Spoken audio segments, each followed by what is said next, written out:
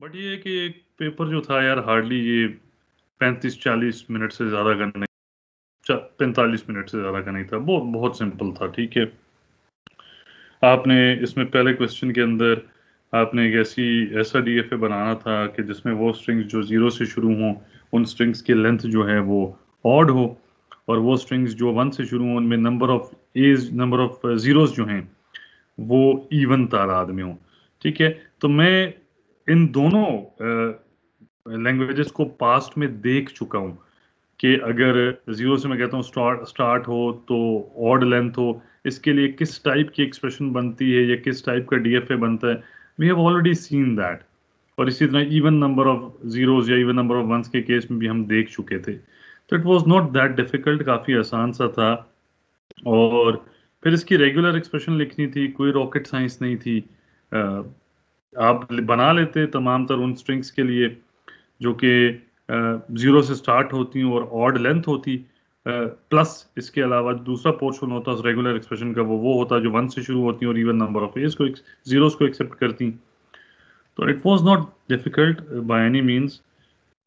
फिर इसका explicit TG बनाना था। Again the word was explicit TG, but लोगों ने नहीं की परवाह, और उन्होंने कुछ केसेस में लोगों ने क्या किया कि जो डीएफए बनाया उसी डीएफए को उठा के एज अ टीजी उन्होंने दे दिया।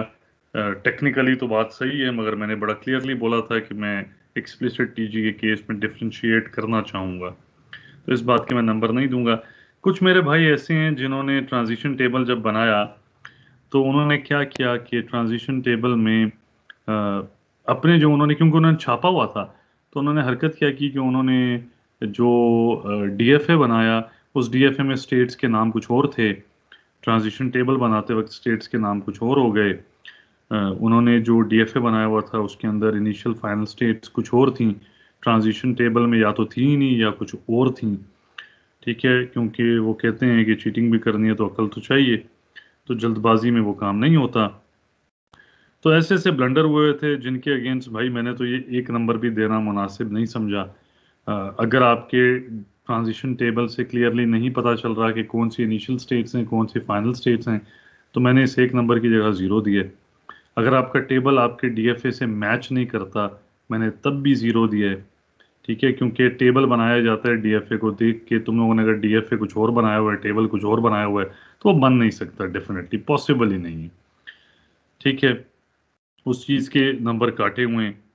और इसी तरह ट्रांजिशन ग्राफ में एक्सप्लिसिट टीजी जिन लोगों ने बनाया हुआ है एक्सप्लिसिटली, और उसमें अगर वो करेक्ट है तो डेफिनेटली नंबर दिए गए हैं। उसमें भी लोगों ने गलतियां की हुई हैं। कुछ लोगों ने ये जो लैंग्वेज थी जो डीएफए हमने बनाना था, इस लैंग्वेज में मेरे पास लेमडा नहीं आता था, ठीक है। इनिशियल स्टेट फाइनल नहीं हो सकती थी इस केस में। तो कुछ लोगों ने लेमडा को यहाँ पर तो एक्सेप्ट नहीं कराया, मगर जब लोगों ने ट्रांजिशन ग्राफ बनाया इसी लैंग्वेज का, तो उन्होंने कोई इस तरीके से बना दिया कि उसमें लेमडा भी एक्सेप्ट होने लग गया था। कुछ साथी ऐसे हैं जिन्होंने छापा छापा, क्योंकि जहनी हम आहंगी इस लेवल पे नहीं हो सकती बच्चों, ऑनेस्टली स्पीकिंग जिस टाइप के ब्लेंडर हुए हैं वो साफ पता चलता है कि वो छापे गए ब्लेंडर्स हैं। तो उसमें लोगों ने इस तरह भी किया हुआ था कि जब वो देवर मेकिंग द डीएफए, और वो जब इस पोर्शन को हैंडल कर रहे थे कि जीरो से स्टार्ट हो रहा हो और ऑड लेंथ हो, तो वहां पर बिलखसूस टीजी बनाते वक्त लोगों ने वहां पर परवाह नहीं की। तो उसकी वजह से क्या हो रहा है कि जीरो से स्टार्ट होके कुछ इवन लेंथ की स्ट्रिंग्स भी उनकी एक्सेप्ट हो रही हैं, क्योंकि उन्होंने वहां लेमडा का यूज किया हुआ था एक्सप्लिसिट टीजी बनाते हुए बिना सोचे समझे। अब ये तो नहीं होता ना कि लेमडा लगाना है तो ऐसे लगाना है कि गलत स्ट्रिंग्स एक्सेप्ट होना शुरू हो जाएं। अब जाहिर बात है इस बात का तो ख्याल रखना था, तो नहीं की गई डेफिनेटली। अब वो भी गलत है, इनकरेक्ट है ऑफ कोर्स,